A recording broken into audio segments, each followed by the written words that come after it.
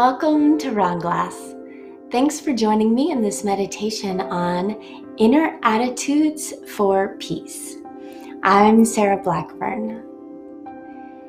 If you're like me, when you heard of the idea of concentration, especially through a context of meditation, you probably thought that it was single-pointed focus, never straying from the object, and thinking of one thing for a long period of time. But in this session, I hope to broaden your idea of what concentration can be, and then talk about some ways that we can increase concentration, not only in our meditation, but in multiple senses of the word. So, as usual, before we get started, I would love to hear from you. When do you find it easy to concentrate, and when is it difficult for you to concentrate? So if you're comfortable sharing that in that chat, go ahead, please. I'd love to hear from you. And then in the meantime, I'll quickly share the plan for this session. So we are on the 5th of a 6-session series on inner attitudes that we can develop to improve our mental health and by default, our entire life. And I'd like to start with a discussion on what the different possible meanings are for concentration. We'll look at 2 different senses of the word. Then we'll look at why concentration would be helpful and how it could be an inner attitude. And then finally, what are the causes for meditation so that it can deepen our meditation and improve our life? And with that, I would love to hear some of the things you shared in the chat as to when it's easy to concentrate and when it's not. So I see from the chat we have some people who shared, when I'm feeling rested and inspired. Yeah, it makes a difference in our ability to stay focused if we're inspired in what we're doing. Oh, this one's great. When I'm in my zone. When I'm focused and determined with a plan of action. Yes, that idea of being in the zone or like a flow state feels so nice and we get so much done and there really is a sense of focus and concentration. And then another one, I concentrate best in the morning. I find it difficult when there are distractions flying around. Yeah, when there's a lot coming at us, but that's great to notice whether it's the morning or the afternoon. Another person shared, I find it easiest when I'm in a quiet spot and the most difficult when the kids are around and shouting. Yeah, that's amazing. Another thing to notice, what is particularly distracting? Great. All right, so we're talking about concentration. And I want to get clear on the first sense of the word, which I mentioned and you probably share. When we think of concentration, especially through the lens of meditation, often an idea of single-pointed focus on an object is what comes to mind. And that is true. That is an important aspect of meditation. In fact, it marks our development as a meditator. And it's such an important skill that we're developing when we do these practices. But with that said, I want to talk about why that would matter. Why is that a good thing to want to develop? And it has to do with using that focus and concentration so that we can go deeper in our own mind, beyond the gross consciousness, and get a little more subtle as to what's happening in the mind. And you might hear some sounds coming from my apartment. Just incorporate that into what we're talking about and the meditation and concentration itself. Anyway, I wanted to share that if we can get to the deeper layers of our mind and see those impulses and see what really happens, we're able to shift things in a really big way. But it requires concentration and focus to not be caught up in some of the bigger emotions or distractions that come up in the mind. And then another reason why concentration is helpful is to help us see the connection between our mind and our outer experience of the world. And then I want to talk of another sense of concentration before we dive into meditating on both of these ideas, which is a broader sense of the word, where we think of concentration as a connection to our overall purpose in life. If we understand that in meditation, we use concentration as a way to keep returning to the breath, and with that idea of returning over and over to the same thing, we can broaden that out and use concentration to reflect our deeper meaning in life and hold to what we believe in and what we want to get out of our time and our experience as a human with a human life. And then the last thing is what creates concentration for us, and a link between getting clear on what we are doing with our life and what our core values are. And that has a powerful effect on our concentration. So, with that in mind, let's begin our practice. I'll guide us through at first a couple different breath exercises to practice concentrating in the more formal sense of the word with meditation. And then we'll broaden it out and look at how we can apply that to our life and as an inner attitude that'll help us have more peace and happiness. So get in a position where you can sit comfortably for the next 12 to 15 minutes. A lot of times that means a nice straight spine. Relax your shoulders and bring alertness to your body without compromising your comfort and relaxation. And when you're ready, let the eyes fall closed.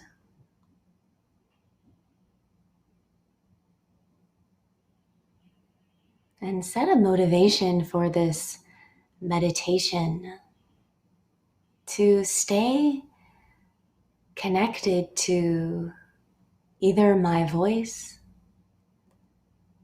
or the topic we're meditating on,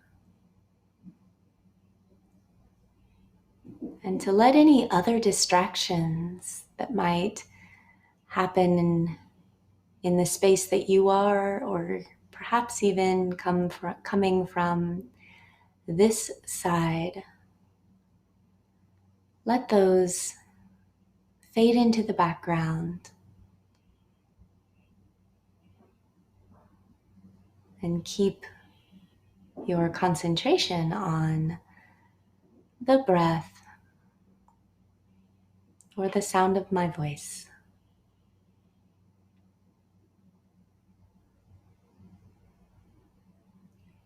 Check in with your body and look for any place where you still might have lingering tension.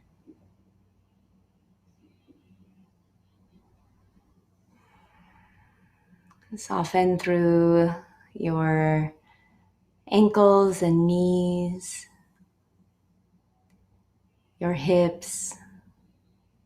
Feel your sit bones connected to the chair or the cushion, whatever you're meditating on. And then bring some alertness to your back. Relax the shoulders and soften through your face.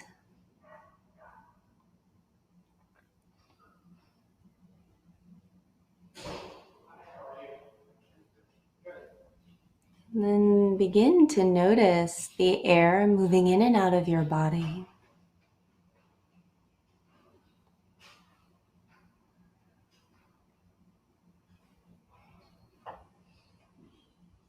And without trying to change or control your breath, see if instead you can follow those sensations.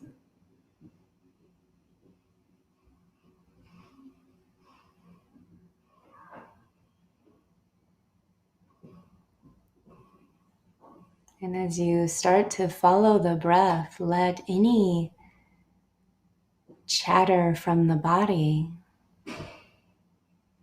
any sensations or impulses to move,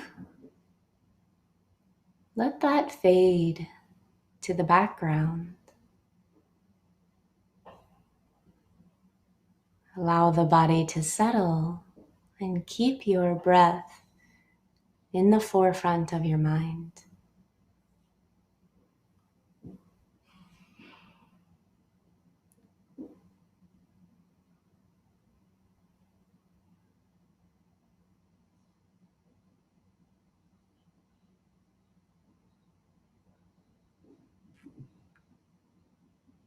And then continue on to the verbal chit chat that often lingers in the mind.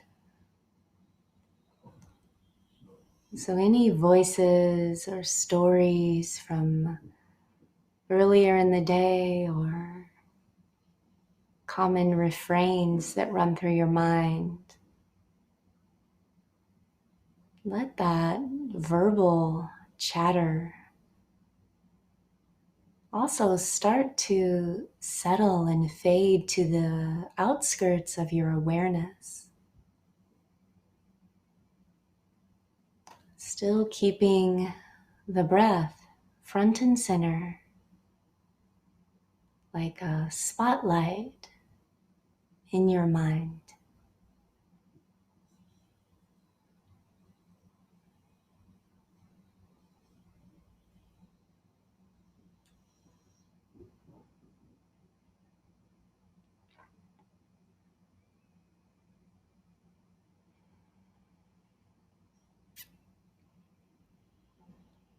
And finally, notice any visual busyness or chatter also begin to lose its power. So those images and pictures that race through your mind, as they come up, let them find a home at the edges of your awareness. Let the visual picture that you normally associate with start to lose some of its strength. And keep the sensation of breath the most vibrant,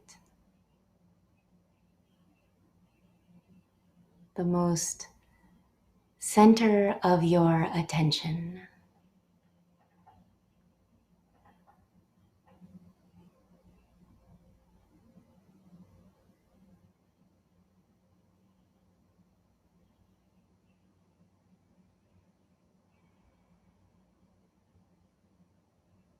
And now we'll begin a practice of following a cycle of breath, starting on the exhale.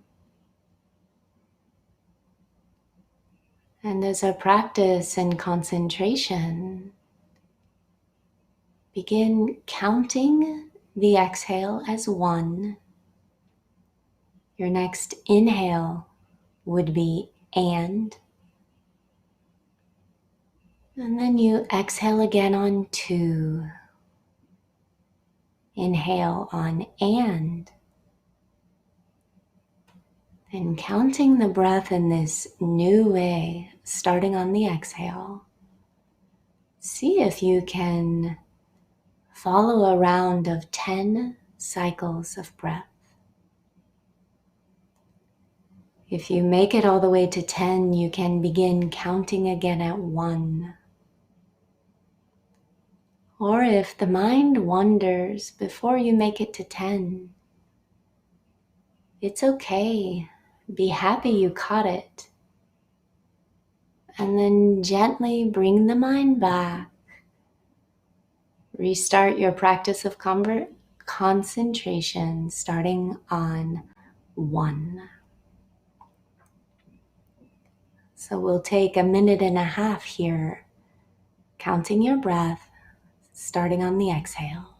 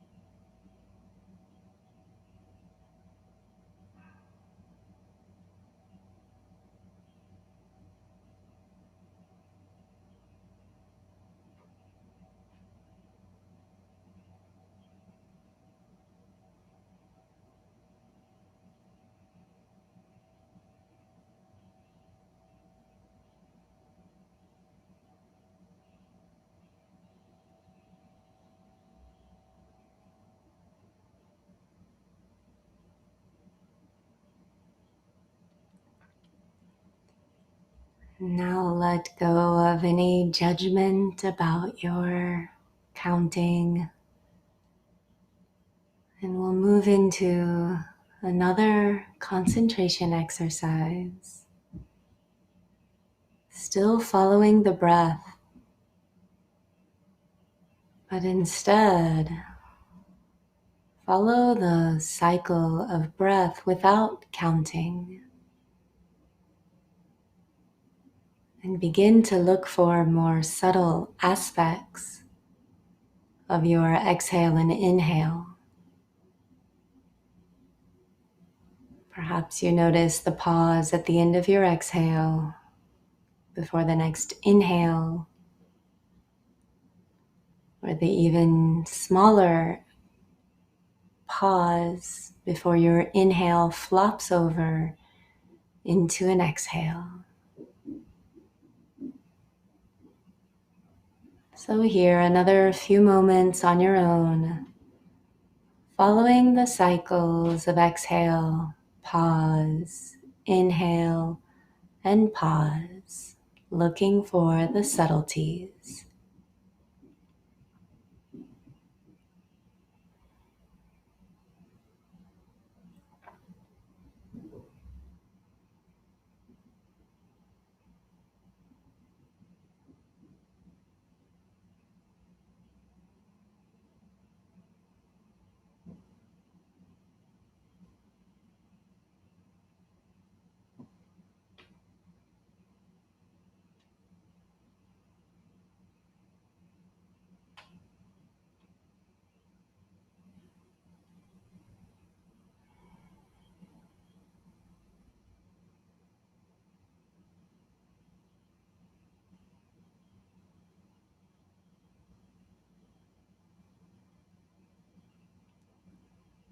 And now start to let go of the breath exercise. Let go of any judgment and instead pat yourself on the back for your honest effort. And then we'll bring to mind this broader meaning of concentration.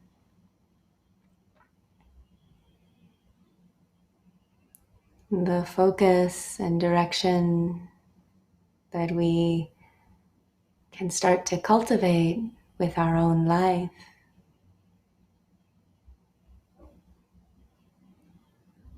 And I'll invite you to consider, what are the causes for concentration in general?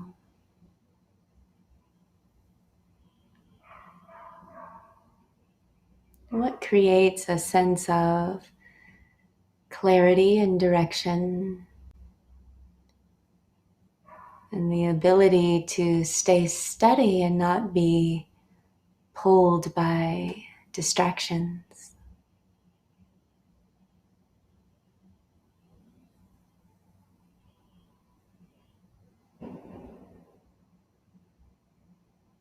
Is it simply habit? Is it a skill we can develop with practice?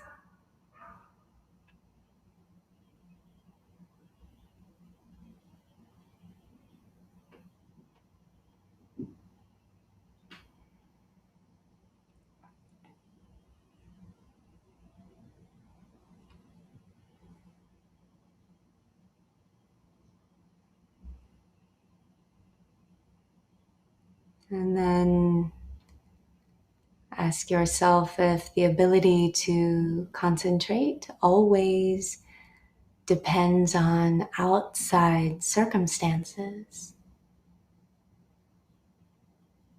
Is it always necessary to have perfect quiet or no distractions? Or have you ever been able to focus even in the midst of perhaps a chaotic outer surroundings?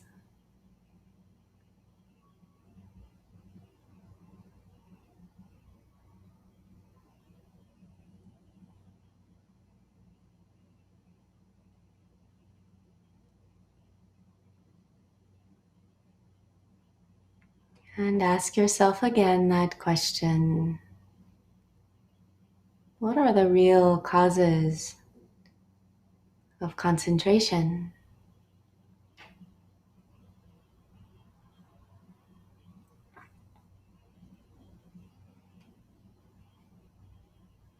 Then begin to contemplate how your core values could influence your focus.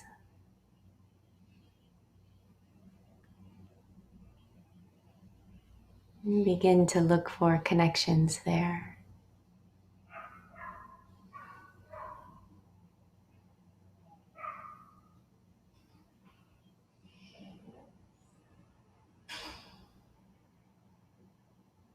And then we'll take the last minute or so of this meditation to visualize a lake.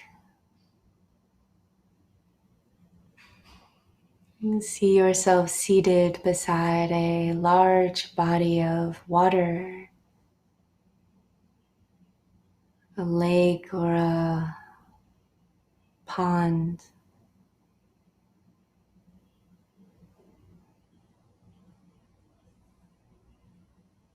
This spot is peaceful, you're safe, and looking at this lake brings you a sense of tranquility and peace.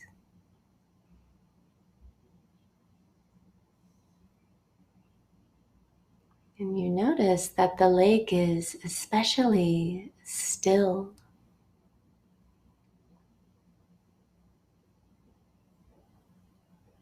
The wind is settled.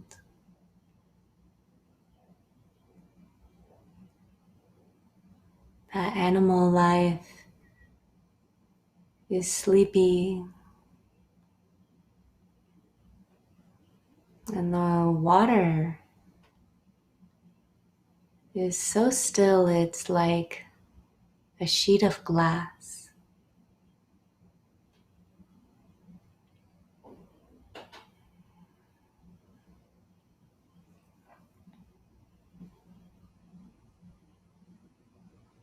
Let the stillness of this lake help settle your own mind.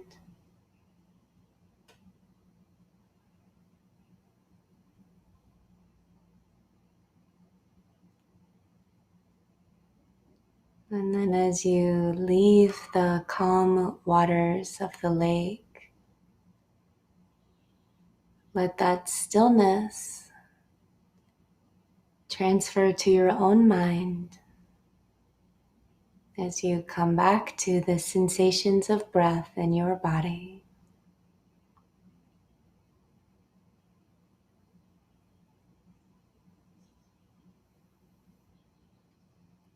Take these last few moments to be present with your own breath.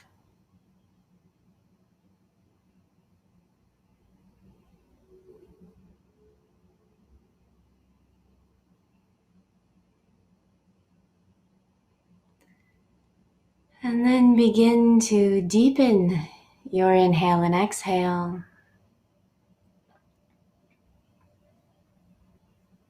Notice the sounds around you and the sensations on your skin and in your body.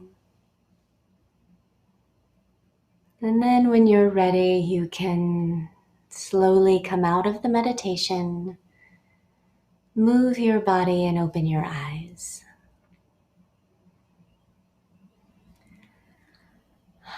All right, so now that we've practiced concentration and broadened our idea of what that means, we still have a few moments for any questions or comments that may have come up from that practice. Please share those in the chat. And while you do that, I'll respond to one person who already put in the chat a question.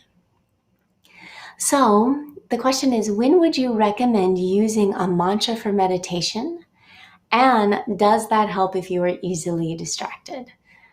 Awesome. Yeah. So mantras can be very helpful to ground us and give the mind something a little more concrete to hold onto. So I tend to use mantras in my own practice for the meaning of them a little bit more than I do for the concentration aspect of it. But if it's helpful to have a mantra, by all means use that.